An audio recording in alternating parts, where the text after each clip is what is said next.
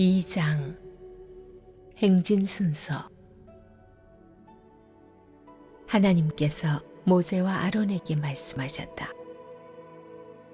이스라엘 백성은 회막을 에워싸고 둘레에 진을 치되 회막을 마주보도록 쳐야 한다. 부대마다 자기 지파를 표시하는 깃발 아래 진을 쳐야 한다. 동쪽 해뜨는 쪽에는 유다 지파의 진영에 속한 부대들이 그 진영의 깃발 아래 진을 친다. 유다 지파의 지휘관은 암미나답의 아들 나손이며 그가 이끌 병력의 수는 74,600명이다. 이사갈 지파는 유다 지파 옆에 진을 친다. 이사갈 지파의 지휘관은 수알의 아들 느다넬이며 그가 이끌 병력의 수는 54,400명이다. 스불론 지파도 유다 지파 옆에 진을 친다.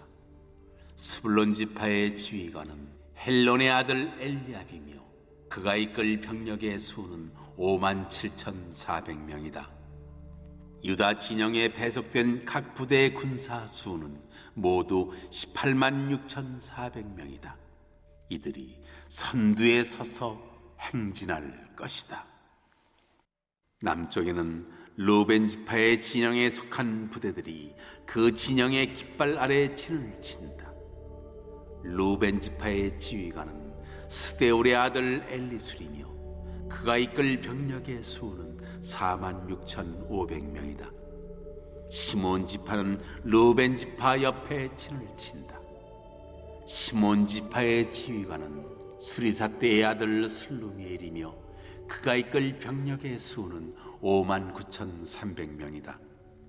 갓 지파도 르우벤 지파 옆에 진을 친다. 갓 지파의 지휘관은 드우엘의 아들 엘리아삽이며 그가 이끌 병력의 수는 45,650명이다. 르우벤 진영에 배속된 각 부대의 군사 수는 모두 151,450명이다. 이들이 두 번째로 행진한다. 회막은 레위인의 진영과 함께 행진 대열의 중앙에 위치한다. 각 지파가 진을 친 순서대로 행진하되 각자 자기 깃발을 따라 행진한다. 서쪽에는 에브라임 지파의 진영에 속한 부대들이 그 진영의 깃발 아래에 진을 친다. 에브라임 지파의 지휘관은 암미우스의 아들 엘리사마이며 그가 이끌 병력의 수는 45,000명이다. 므낫세 지파는 에브라임 지파 옆에 진을 친다. 므낫세 지파의 지휘관은 부다술의 아들 가말리엘이며 그가 이끌 병력의 수는 32,200명이다. 베냐민 지파도 에브라임 지파 옆에 진을 친다. 베냐민 지파의 지휘관은 기드온이의 아들 아비단이며 그가 이끌 병력의 수는 35,400명이다. 에브라임 진영에 배속된 각 부대의 군사 수는 모두 108,100명이다. 이들이 세 번째로 행진한다. 북쪽에는 단지파의 진영에 속한 부대들이 그 진영의 깃발 아래에 진을 친다. 단지파의 지휘관은 암미사대의 아들 아이에셀이며 그가 이끌 병력의 수는 62,700명이다. 아셀 지파는 단지파 옆에 진을 친다. 아셀 지파의 지휘관은 오그란의 아들 바기엘이며 그가 이끌 병력의 수는 41,500명이다. 납달리 지파도 단지파 옆에 진을 친다. 납달리 지파의 지휘관은 에난의 아들 아히라이며 그가 이끌 병력의 수는 53,400명이다. 단 진영에 배속된 각 부대의 군사 수는 모두 157,600명이다. 이들은 자기 진영의 깃발 아래 행진 대열의 맨 마지막에 자리를 잡고 출발한다. 이들은 자기 조상의 가문에 따라 계수된 이스라엘 백성이다. 모든 진영에서 부대별로 계수된 군사 수는 모두 603,550명에 달했다. 그러나 하나님께서 모세에게 내리신 명령에 따라 레위인은 나머지 이스라엘 자손과 함께 계수되지 않았다. 이스라엘 백성은 하나님께서 모세에게 명령하신 대로 모두 행했다. 그들은 각각 자기 진영의 깃발 아래 진을 치고 자기 조상의 가문과 함께 지파별로 행진했다. 지파별로 성막을 중심에 놓고 동서남북 방향으로 각 진영이 배치됩니다. 각 지파는 구분을 위해 모종의 깃발과 기호를 사용합니다. 본문은 이것들이 어떤 형태, 색깔, 문양을 지녔는지는 말해주지 않습니다. 12지파는 3지파씩 묶여 4개 그룹으로 나뉘죠. 4그룹은 제1대 동쪽이죠. 유다, 이사갈, 스불론 지파로 모두 186,400명입니다. 제2대는 남쪽이죠. 루벤, 시므온, 갓 지파로 151,450명입니다. 제3대는 북쪽으로 에브라임, 므낫세, 베냐민 지파로 108,100명입니다. 제4대는 서쪽으로 단, 아셀, 납달리 지파로 157,600명입니다. 제1대는 레아에게서 난 아들들이죠. 이들은 진영이 머물 때는 동쪽에 위치하며 성막 이동과 더불어 행진 시 가장 선두에 서는 그룹입니다. 유다는 제1대의 우두머리이기도 하지만 성막 이동 시 모든 지파 최선두에 섭니다. 동쪽은 해 돋는 쪽으로 동양에서나 고대 근동에서 가장 중요하고 특별한 방향으로 여겨졌습니다. 동쪽은 성막의 정문 쪽이고 그 중요성으로 인해 모세와 더불어서 아론 집안 즉 제사장 가문이 거기에 진을 쳤습니다. 원래는 르우벤이 장자로서 최고 우두머리 자격이 있었지만 그는 아버지 첩 비라와 동침하는 중대한 범죄를 저질러서 야곱의 유언에서 앞으로 장자의 축복을 누리지 못하고 탁월함을 발휘하지 못할 것이라는 부끄러운 예언을 받았습니다. 반면 유다는 왕을 상징하는 규가 떠나지 않을 것이고 통치자의 지팡이가 그 발 사이에서 떠나지 않을 것이며 그에게 모든 백성이 복종할 것이라는 예언을 받았습니다.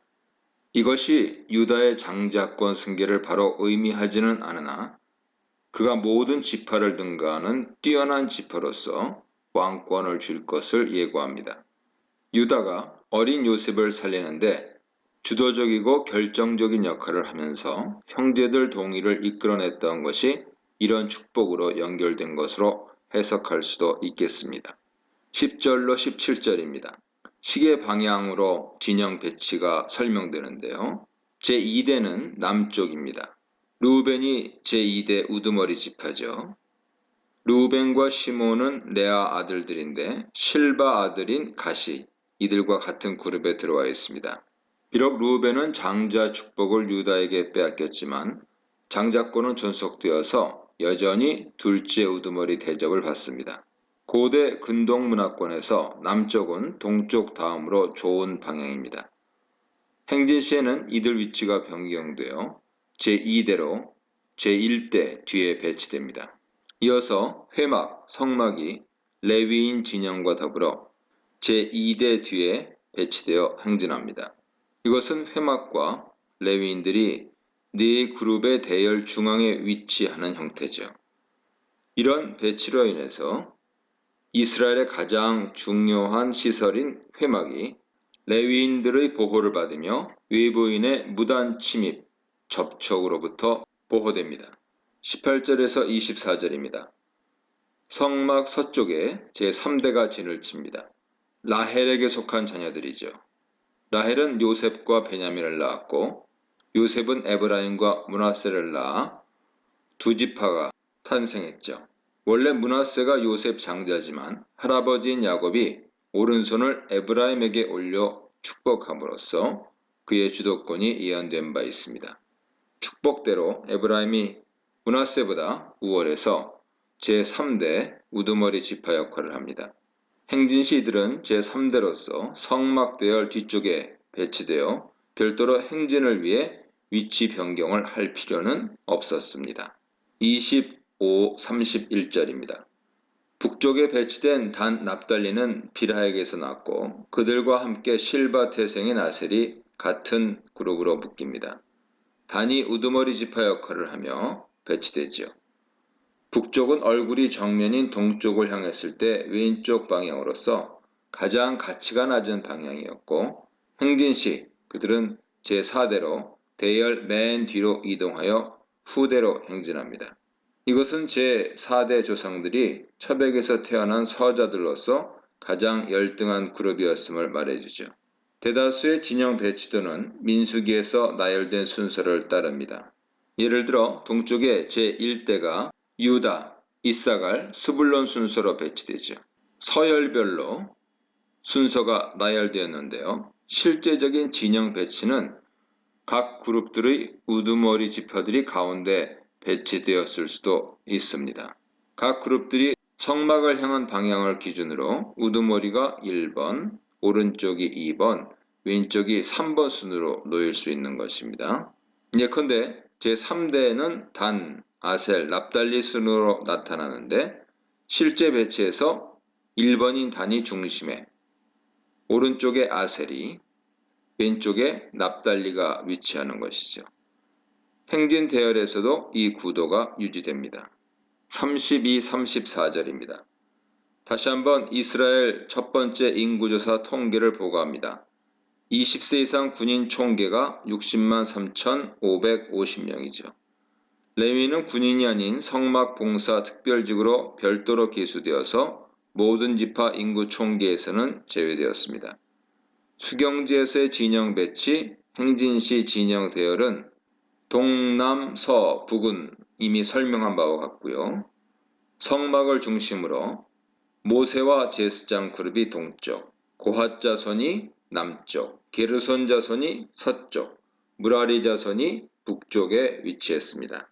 이 장에서는 행진 대열에서 성막과 레위인 위치가 단순히 정중앙에 배치되는 것으로 간단히 묘사되지만 10장 11절로 28절에서 상세 묘사가 주어집니다. 사실은 법궤가 가장 선두에 있으며 뒤를 이어 성막의 주 시설물들과 본당 안의 거룩한 기물들이 분리되어 이동됩니다. 고핫, 게르손, 무라리 집안으로 나뉘는 레위인 가문별 배치와 그들의 임무는 4장에 상세히 기록되어 있습니다. 이러한 질서 있는 전술적 진의 배치는 구약 이스라엘만이 사용한 고유한 것이 아니었습니다. 모세와 비슷한 시대 이집트 증거로 보아서 이집트에서 오랫동안 거주했던 이스라엘은 이러한 진 배치에 대해 알고 있었을 것으로 추론되며 하나님께서는 그것을 차용하여 더욱 정교하게 발전시켜 백성들에게 가르쳐 주셨을 가능성이 있습니다. 성막 배치가 우리에게 주는 의미는 이스라엘 백성들이 성막 중심 공동체를 형성하며 살았다는 것입니다. 성막은 하나님 임재하신 곳이죠. 그곳은 출애굽기 24장에서 언약식을 맺은 하나님과 백성의 신혼방과 같습니다. 신랑된 하나님은 성막에 거하셔서 신부된 이스라엘 백성과 교제하시죠. 이스라엘 백성은 성막을 떠나 존재할 수 없습니다. 하나님과의 만남의 수단인 계시가 성막에서 드려지고 또한 그들의 일상생활도 성막에 결부되어 있습니다. 그들의 모든 율법은 성막으로부터 뻗어나온 사회와 가정을 위한 생명의 혈관이요 전산망과 같습니다. 성막으로부터 하나님의 거룩과 정결의 능력이 공급되면서 12지파는 서로 연결된 하나의 공동체로 살아갑니다. 이것은 바로 오늘날 교회의 모습이기도 하지요. 이 문단에서는 회막을 중심으로 마주보면서 하나님의 뜻대로 거룩하고 정결하게 유지되는 공동체에 대해 묵상해 보시기 바랍니다.